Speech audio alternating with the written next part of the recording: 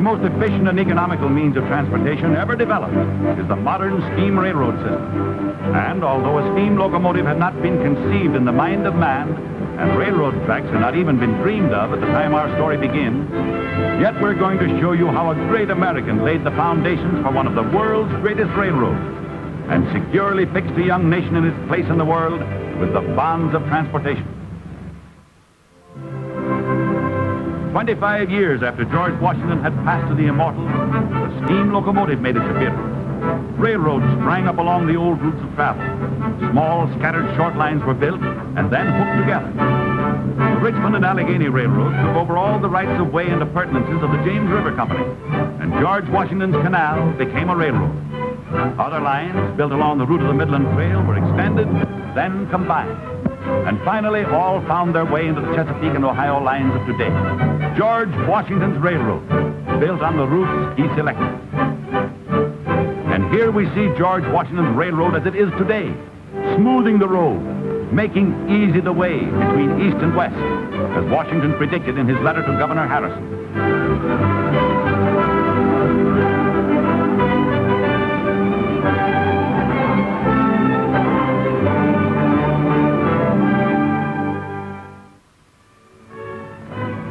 We'll start at the wonderful city of Cincinnati, first named Fort Washington.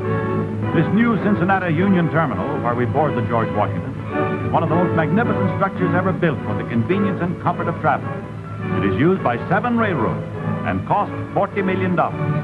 When you play bridge or poker, you ought to think of Cincinnati, because more playing cards are made here than in any other city in the world. When you wash your hands or face, take a bath, you ought to think of Cincinnati, because the first bathtub in the United States was here, and it leads the world in making soap. It had the first steam fire engine, the first machine gun, and the first professional baseball club. Cincinnati has half again more telephones than any other city of its size.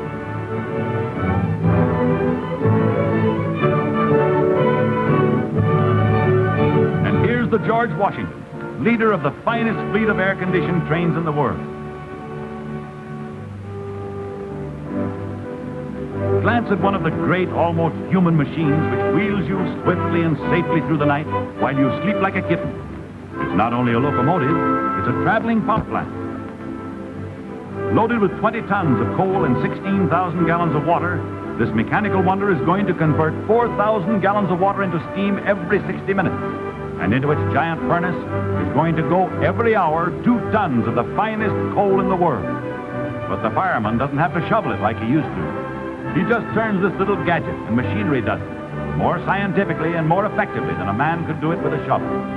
But the fireman still has plenty to do and plenty of responsibility. He's the engineer's right-hand man.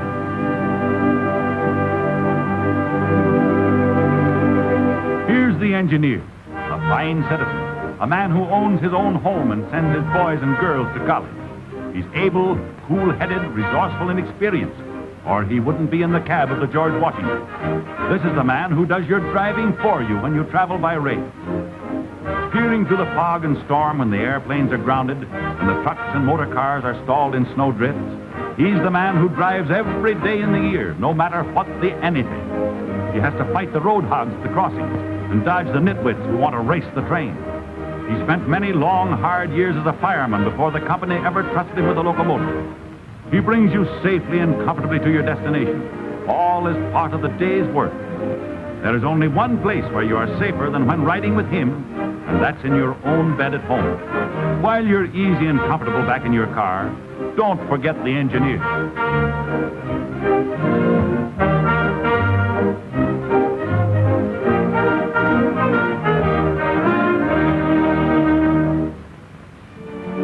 Food is an important part of traveling. And here it is, going aboard the tavern car. It's the best food obtainable in any market, and the highest prices are paid to get it. In and out of season, you get nothing but fresh food. All aboard. We're off on the George Washington, the world's most famous passenger train.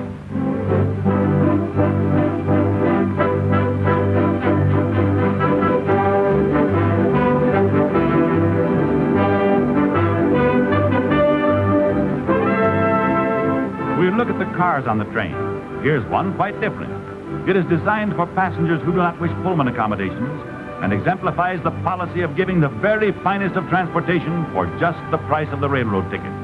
It seats only 45 people, no crowding, you see, and has real individual chairs for every passenger. They turn in any direction. Couples or parties of 2 or 4 or 6 can foregather here. It is fully carpeted, has individual reading lights, and if you're a big butter and egg man and want to work while you ride, that's easy, or you can have a table.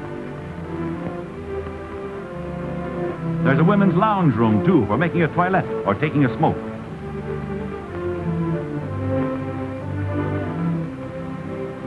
We had trouble at first convincing passengers that there was no extra charge. Now, right here in the most convenient location in the train is the tavern car. It's not called the dining car because it isn't like anything you've known as a diner. You'll notice it looks more like a dining room. Spotless linen, shining silver, gleaming glassware, all like a first-class restaurant. The delicate colonial tableware was designed to delight your eye. The walls are refreshing light shades of early American colonial, which would have to be kept clean if genuine air conditioning didn't keep them that way. But it does.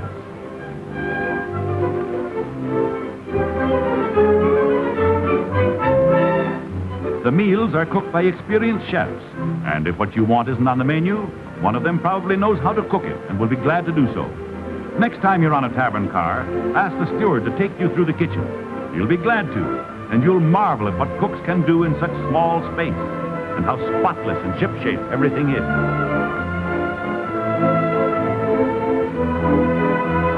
But seeing is believing. Here's the Mount Vernon dinner. And the tavern dinner. It's a he-man's meal for anybody. But the Mount Vernon dinner is the favorite. First, there's a choice of relishes. This man likes a fruit cocktail. Then there's a choice of soup. This fellow likes consommé. Then there's always fish, fowl, and meat. This two-fisted chap likes a steak. And look at it. A steak is a steak. And with it, any kind of potatoes, choice of other vegetables, a salad, a choice among 6 desserts, and whatever you like to drink. Chesapeake in Ohio doesn't make any money on this dinner. It couldn't possibly do that, for there isn't enough volume of business on any train to make a dining car profitable. But we're not selling food. We're selling transportation. Oh, incidentally, we don't prohibit passengers from doing anything in our tavern cars that they like to do in their own home. The steward will invite you to have a cigarette.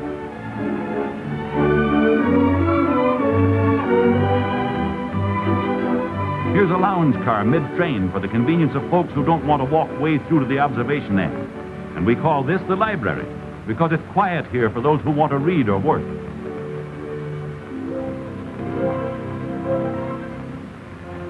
After a good meal, the observation lounge is a comfortable place to settle down. Newspapers, magazines, stock market reports, and sporting bulletins to read.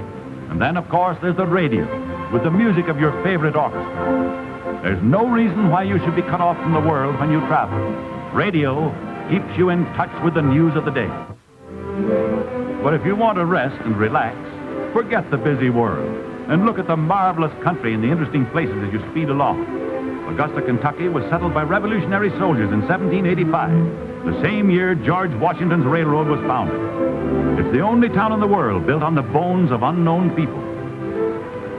Here, the first Methodist college west of the Alleghenies was located.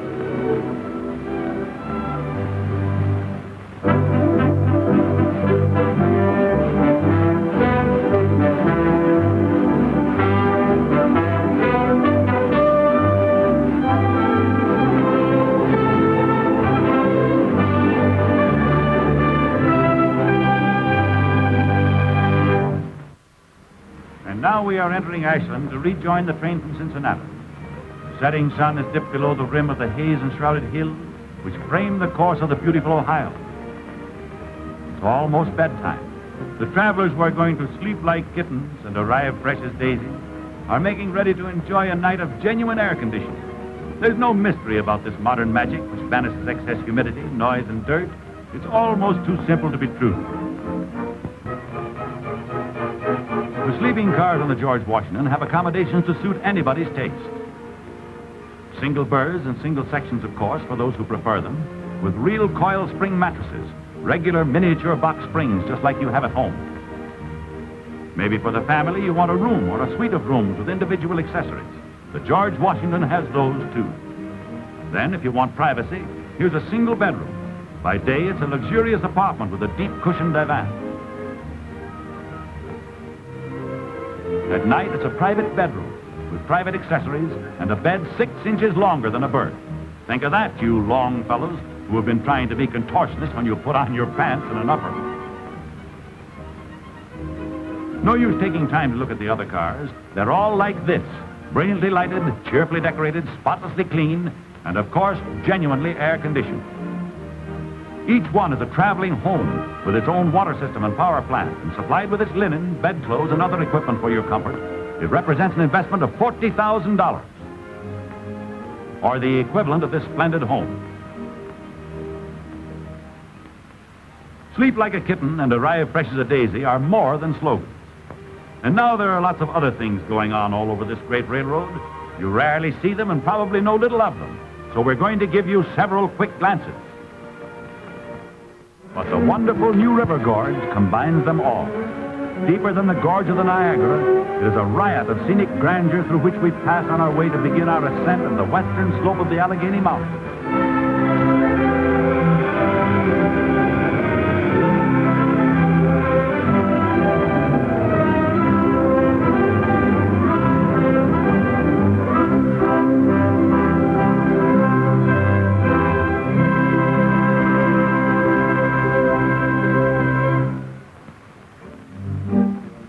One section of our train is going on to Washington, Baltimore, Philadelphia, and New York. But for the moment, we will remain with the other section, which is going on to Richmond, Newport News, Old Point, Comfort, and Norfolk. But before we go, we will look around this gateway to history land, the land where more American history has been made than in any other.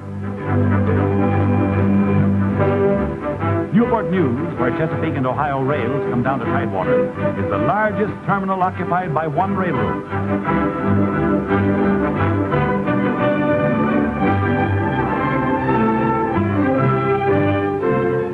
George Washington's railroad enters the national capital at its front door, crossing the broad expanse of the historic Potomac. The visitor's first view as he leaves the great Union Terminal is the dome of the Capitol, on the site selected by Washington, its cornerstone laid by him.